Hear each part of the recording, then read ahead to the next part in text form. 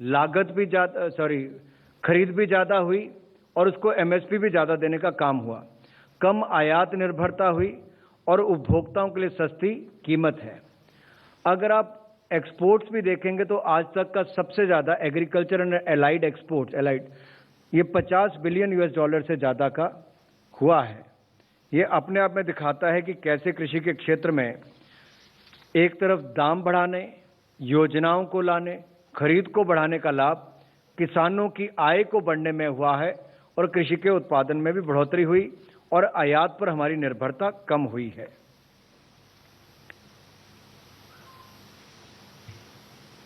फसल विविधीकरण को प्रोत्साहन देते हुए सरकार ने जहां दलहन, तिलहन और पोषक अनाज फसलों के लिए एमएसपी की दरों में ऐतिहासिक वृद्धि की थी, उसमें आप देख सकते हैं इनसे किसानों की आय में भी वृद्धि हुई है, उनकी खरीद भी कई गुना ज्यादा बढ़ी है।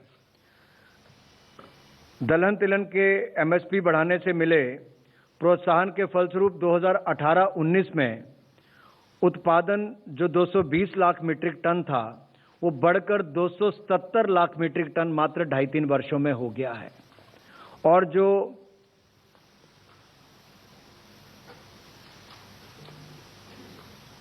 315 लाख मीट्रिक टन था वो बढ़कर 385 लाख मीट्रिक टन हो गया है।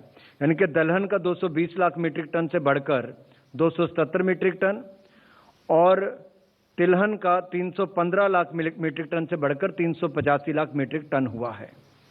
इसी तरह से ही 2014-15 में 478 लाख मीट्रिक टन धान की खरीद लगभग 67,000 करोड़ रुपए की लागत से हुई। ये मैं 2014-15 का आंकड़ा बता रहा हूं। 2014-15 में धान की कुल खरीद 478 लाख मीट्रिक टन और कुल खर्च उस पर 67,000 करोड़ रुपया हुआ।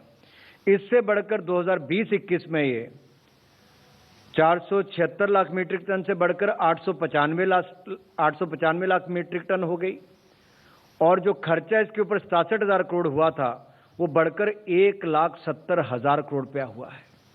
यानी कि किसानों को 1,03,000 करोड़ रुपया ज्यादा मिला है। ये बदलाव पिछले कुछ वर्षों में हुआ। ये मैं केवल एक वर्ष का बता रहा हूं, यानी कि 14-15 की तुलना में 20-21 की तुलना को अगर आप देखेंगे तो अगर आप 8 सालों का लेखा जोखा देखोगे तो लाखों करोड़ रुपए की आय किसानों की वृद्धि भी हुई और खरीद में भी बढ़ोतरी हुई है। इसी तरह से ही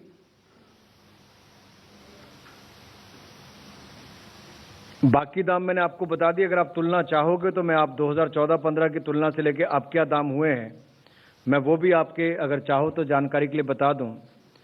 2014-15 में तिल 4600 रुपये तो आज बढ़कर वो 7830 रुपये हो गए। मूंग 4600 रुपये तो आज बढ़कर 7755 रुपये इसकी एमएसपी हो गई। आप कल्पना कर सकते हैं कितना बड़ा बदलाव आया है। यानी कि तिल 2014-15 में एमएसपी 4600 रुपये थी तो आज बढ़कर 7830 रुपया हो गई। मूंग 2014-15 में 4600 रुपये थी, आज बढ़कर 7755 रुपये उसकी एमएसपी दी जा रही है। सूरजमुखी बीज 3750 रुपये थे, बढ़कर 6400 रुपया हो गया है। राम तिल की एमएसपी 3600 रुपये थी, बढ़ाकर 7287 रुपया कर दी है। ये मात्र पिछले 8 वर्षों में हुआ, 7 वर्षों में। इसी तरह से कपास 3750 थी तो उसको बढ़ाकर 6080 रुपया एमएसपी कर दी है। 2014-15 में सोयाबीन 2560 थी जो बढ़ाकर 4300 रुपया कर दी है। तूर जो थी अरहर ये 4350 रुपया थी 2014-15 में, ये बढ़ाकर 6600 रुपया इसकी एमएसपी कर दी है। उड़द 4350 रुपया जो बढ़ाकर 6600 रुपया इसकी एमएसपी अब कर दी है। मूंगफली 4000 रुपया थी, 5850 इसके कर दी। इस तरह से मैं आपको बहुत सारे आंकड़े दे सकता हूं कि कैसे पिछले 8 वर्षों में मोदी सरकार के निर्णय किसान कल्याणकारी योजनाएं किसानों की आय बढ़ाने में और उनको राहत प्रदान करने में भी बहुत सफल सिद्ध हुई हैं।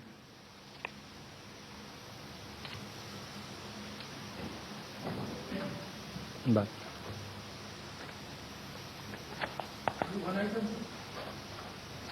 एक ही आइटम से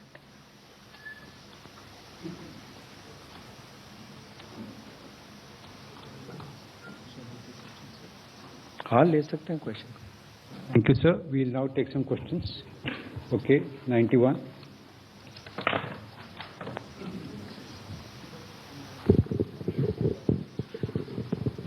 सर नमस्कार। नमस्ते। शिशिर जी सर, एमएसपी का बढ़ना, इसका एक पहलू ये है कि किसानों को ज्यादा पैसा मिलता है, इससे इस पर किसी को आपत्ति नहीं है, लेकिन एक इसका पहलू ये भी कि एमएसपी बढ़ने के बाद महंगाई दर पर भी इसका असर पड़ता है, और दूसरी तरफ किसानों को जितनी कमाई होनी चाहिए वो हो नहीं पाती क्योंकि बीच का चैनल उस तरीके का काम नहीं कर पाता है। इसको लेकर के आप क्या कहेंगे?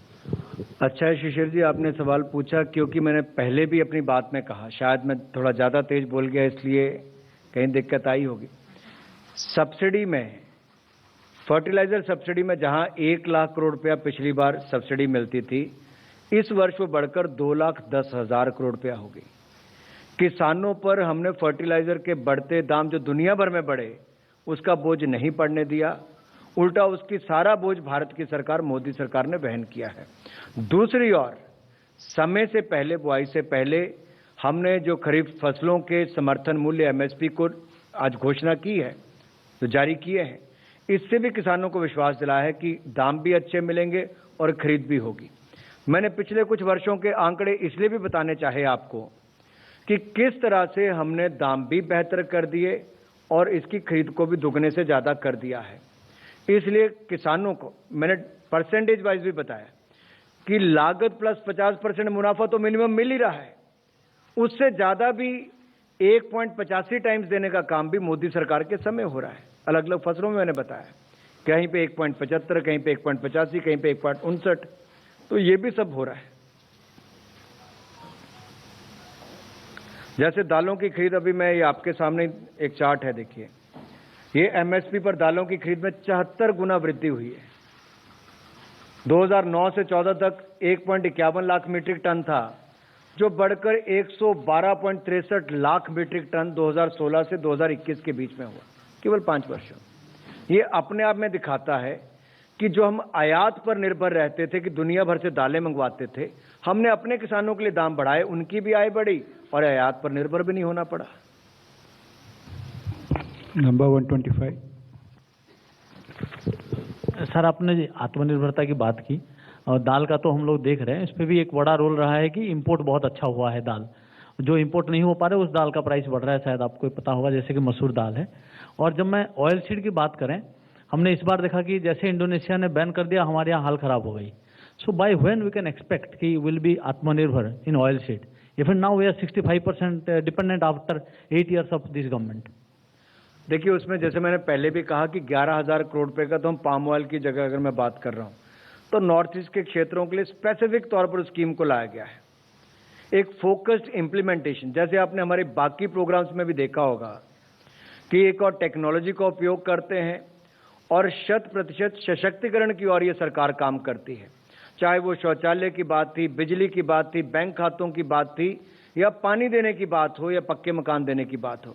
उसी तरह से आत्मनिर्भर भारत बनाने के लिए जहां बाकी सेक्टर्स में प्रोडक्शन लिंक इंसेंटिव स्कीम है, तो यहां पर एमएसपी जैसी स्कीमों का लाभ भी यहां किसानों को उसका लाभ है।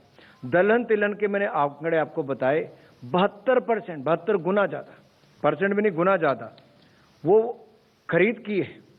तो प्रोडक्शन हुई होगी तभी खरीद हुई। क्यों हुई? क्योंकि हमने दाम उसके बढ़ाने शुरू किए। लेकिन बदलाव देखिए, किसान बहुत तेजी के साथ अपने आप को बदलाव भी करता है, चैलेंज लेने के लिए तैयार भी रहता है। अगर मैं प्रधानमंत्री फसल बीमा योजना की बात करूं, बहुत कम 1.5 और 2% केवल पैसा खर्च करना पड़ता है और उनकी फसल को बीमा भी मिलता है। 1 लाख करोड़ रुपए से ज्यादा के मुआवजे उनको मिले। ये बदलाव हम लेकर आए। पहले 50% तक फसल नष्ट होती तब उसको कवर करते, अब 33% पर उसको किया है। तो किसानों के हितों की रक्षा वहां पर की गई है। जहां एक और फसल बर्बादी ना हो, उनका नुकसान ना हो, वो भी किया गया। एमएसपी के दाम भी बढ़ाए गए, उनको समर्थन मूल्य भी दिया गया और उनकी खरीद को बढ़ाने का काम भी किया। ये आत्मनिर्भर भारत बनाने की दिशा में ही कदम है। हम तो चाहते हैं जल्द से जल्द हो।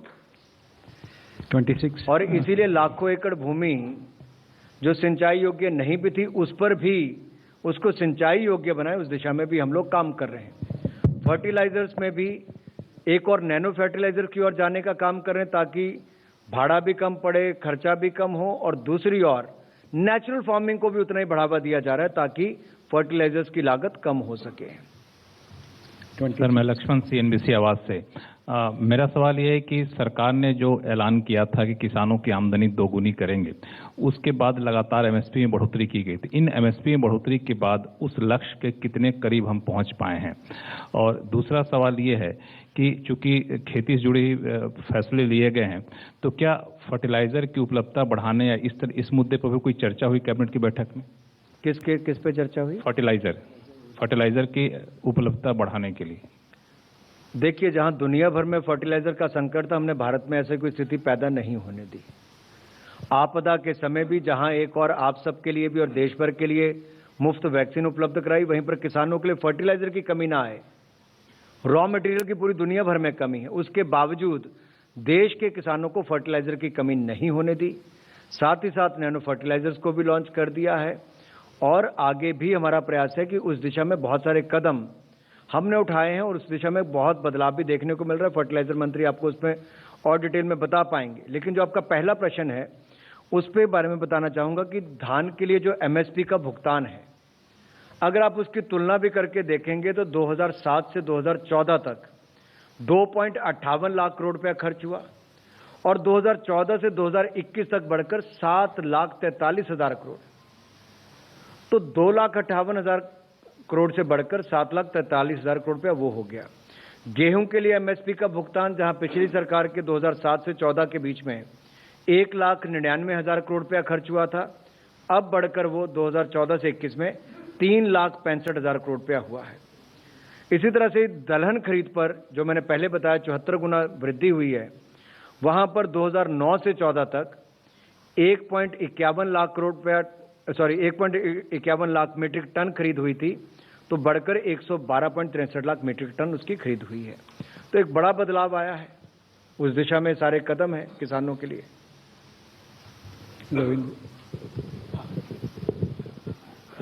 सर, आपने कहा कि MSP में इतने से बातचीत करते हैं। इस बीच अनुराग गौरव कुमार का रुख करेंगे। कुमार गौरव, क्योंकि बड़े फैसले यहाँ पर सरकार ने लिए, मोदी सरकार ने कई फसलों पर, लगभग 17 फसलों पर MSP में इजाफा किया है, कितनी बड़ी सौगात माना जाए किसानों के लिए?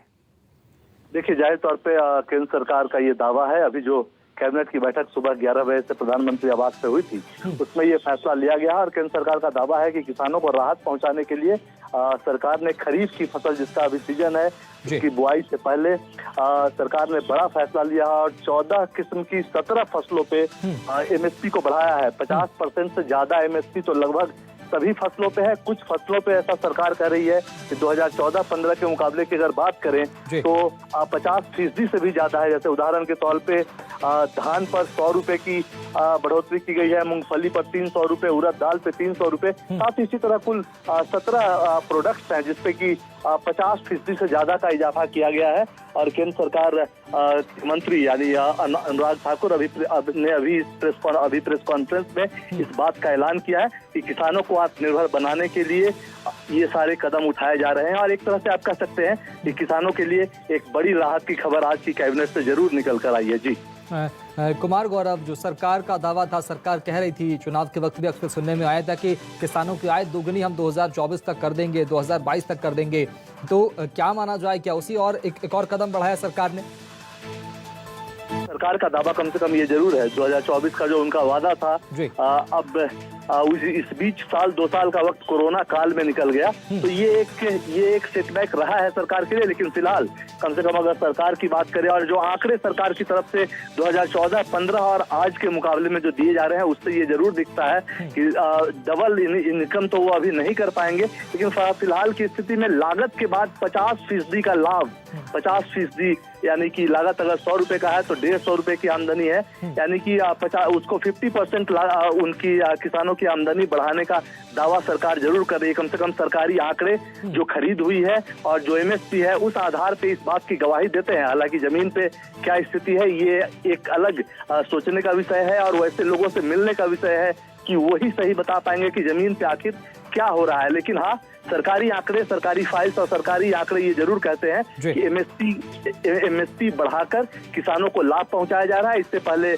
कुछ समय पहले खाद पर सब्सिडी को बढ़ाने का फैसला किया था। अंतर्राष्ट्रीय स्तर पे कई वजहों से खाद की कीमतों में बेतहाशा वृद्धि हुई थी, लेकिन किसानों पे इसका बोझ नहीं पड़ने दिया गया। ठीक है, बहुत शुक्रिया कुमार गौरव खबर को विस्तार से बताने के लिए, बातचीत करने के लिए। रायपुर चलेंगे, वैभव शिव पांडे से भी जरा जानकारी हासिल कर लेते हैं। वैभव, चूंकि 17 फसल जो किसान बोते हैं, किसान पैदा करते हैं, उन फसलों के एमएसपी में इजाफा किया गया मोदी सरकार के द्वारा, कितनी बड़ी राहत और कितनी बड़ी सौगात छत्तीसगढ़ की जनता के लिए, किसानों के लिए?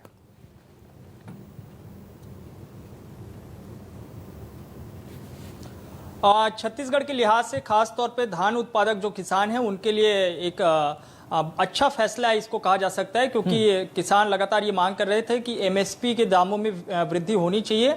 सरकार, छत्तीसगढ़ सरकार वैसे तो 2500 रुपए में धान खरीद ही रही है, लेकिन अब 100 रुपए का जो फायदा हो रहा है तो वो 2600 रुपए में पहुंच जाएगा। तो निश्चित तौर पे छत्तीसगढ़ के किसानों के लिए काफी अच्छा फैसला है ये, और उनको फायदा होगा।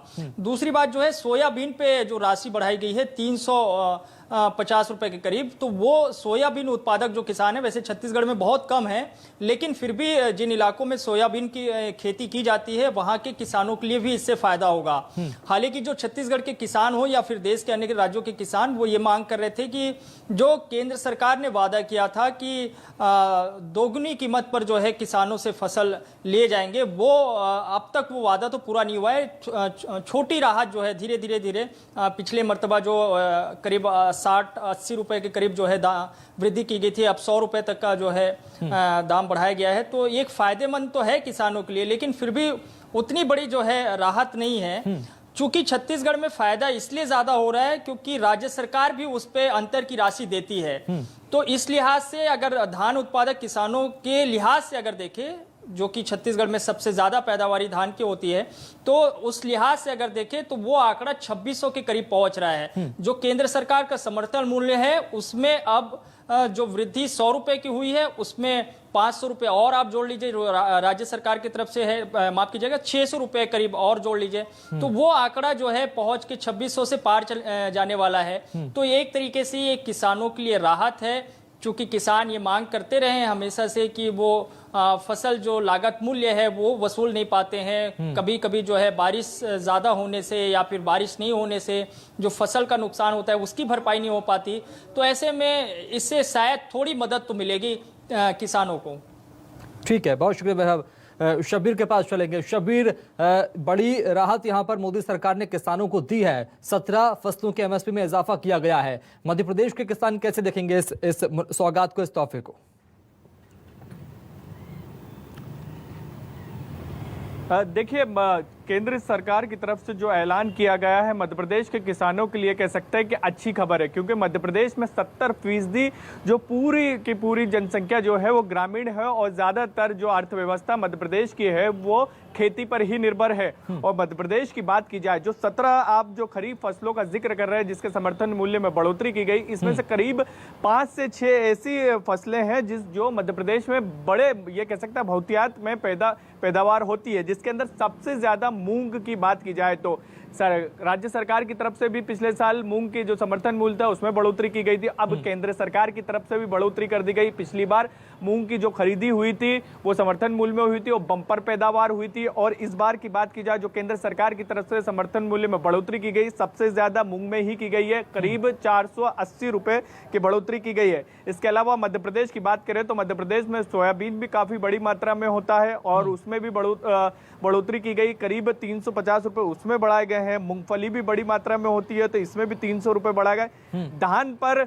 मध्य प्रदेश में होता है, लेकिन जितना छत्तीसगढ़ में होता उतना मध्य प्रदेश में नहीं होता है, 100 रुपए इस पे भी बढ़ाए गए हैं। इसके अलावा बाजरा पर 100 रुपए बढ़ाए गए हैं और मक्के पर, लेकिन सबसे ज्यादा ये कह सकते हैं कि मध्य प्रदेश के तमाम जितने भी किसान हैं उनके लिए अच्छी खबर यह है कि मूंग पर जो समर्थन मूल्य है वो 300 रुपए बढ़ाए गए, जिसके लिए कह सकते हैं कि राहत की खबर है, खुशखबरी है, क्योंकि मध्य प्रदेश के किसान भी छत्तीसगढ़ के किसान की तरह या फिर देश भर के तमाम किसानों की तरह ये मांग करते रहे हैं कि उनको लागत मूल्य उससे थोड़े पैसे ज्यादा मिले, जिससे वो गुजर बसर कर सके। और ये कह सकते हैं कि केंद्र सरकार से जो लंबे समय से किसान मांग कर रहे थे अलग अलग प्रदेशों के, उनके मांग पर अब मुहर लगी है। और ये कह सकते हैं कि आज किसानों के लिए बड़ा दिन है, जो अनुराग ठाकुर ने ऐलान किया उसके बाद। बिल्कुल शब्बीर, वैभव पांडे से एक बार फिर बात करेंगे। वैभव, क्या किसान इस इजाफे से, इस तोहफे से कितने संतुष्ट नजर आ रहे हैं आपको?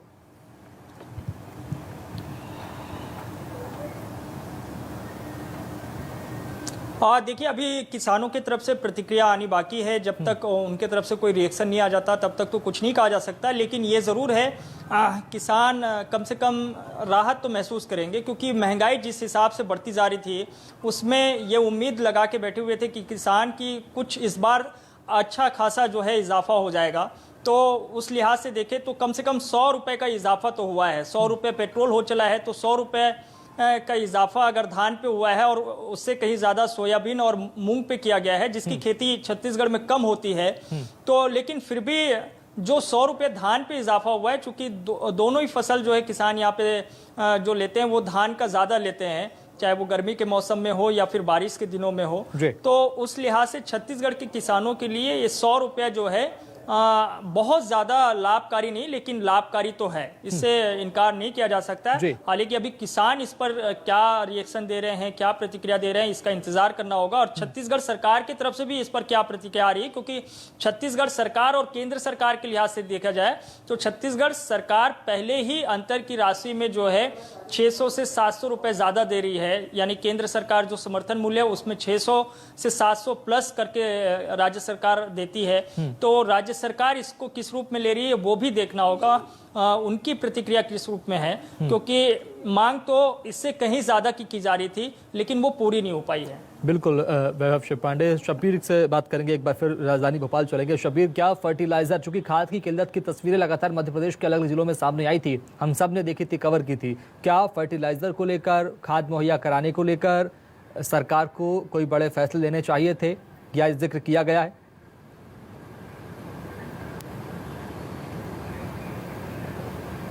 हाँ बिल्कुल, आप शुभम सही कह रहे हैं कि पिछली बार की जो तस्वीरें जब खरीफ की फसलों का बुआई हो रही थी उस वक्त काफी किल्लतों का सामना किसानों को करना पड़ा था, क्योंकि राज्य सरकार की बात की जाए तो राज्य सरकार केंद्र के भरोसे होती है, लेकिन केंद्र से उतना कोटा नहीं पहुंच पाया था। और उसको लेकर जो आपका सवाल था, क्या इसको लेकर प्लानिंग करना चाहिए राज्य सरकार को, तो बिल्कुल प्लानिंग करना होगी इस बार कि पिछली बार की तरह दिक्कत ना आए। क्योंकि पिछली बार कई तस्वीरें, ऐसी भयावह तस्वीरें सामने आई थी जहां पर बड़ी बड़ी लाइनें लगी हुई थी किसानों की, रात रात भर जो सोसाइटी केंद्र है वहां पर लाइनों में लगे हुए थे और उसके बाद वहां पर लाठीचार्ज की भी स्थिति देखी गई थी। तो अभी कुछ देर पहले ही अनुराग ठाकुर ने पूरी जानकारी दी है, लेकिन ये कह सकते हैं कि किसानों के लिए बड़ा ऐलान किया गया है और लंबे समय से किसान ये मांग कर रहे थे। और जहां तक छत्तीसगढ़ की बात की जाए या फिर मध्य प्रदेश की बात करें तो जो चीजों का ऐलान किया गया है, ये जरूर है कि किसानों को थोड़ा बहुत तो राहत मिलेगा, लेकिन उतना राहत नहीं मिलेगा, क्योंकि किसानों की तरफ से सबसे बड़ी मांग ये रहती है कि समर्थन मूल्य में ऐलान तो कर दिया जाता है सरकार की तरफ से कि वो इतने में समर्थन मूल्य में फसल खरीदेगी, लेकिन जब सोसाइटी केंद्रों में किसान पहुंचते हैं तो कई परेशानियों का सामना करना पड़ता है। सबसे बड़ी परेशानी, जैसे अभी कुछ दिन पहले गेहूं खरीदी मध्य प्रदेश में हो रही थी, धान खरीदी मध्य प्रदेश में हो रही थी, सोसाइटी केंद्रों में किसान ही नहीं पहुंच रहे थे। और उसकी सबसे बड़ी वजह यह थी कि बाहर उसको ज्यादा समर्थन मूल्य में से ज्यादा पैसे मिल रहे थे बाहर व्यापारियों के जरिए, व्यापारियों के पास। और इसके अलावा सोसाइटी केंद्रों में जब बेच देते तो पर्चियां मिलती वहां से और पैसे काफी लेट आते, तो इन सब से बचने के लिए किसान बाहर ही बेच दे। तो इसको भी सरकार को ध्यान देना होगा और इस समस्या का भी हल निकालना होगा, तभी किसानों को सीधा फायदा पहुंचेगा, जो सरकार की मंशा भी है। बिल्कुल शब्बीर, चूंकि 2 लाख करोड़ का बजट इसमें रखा गया है, किसानों को फायदा पहुंचाने की बात सरकार ने कैबिनेट में कही है। इस फैसलों का आने वाले वक्त में क्या पॉलिटिकल माइलेज देखा जाए, वैभव पांडे?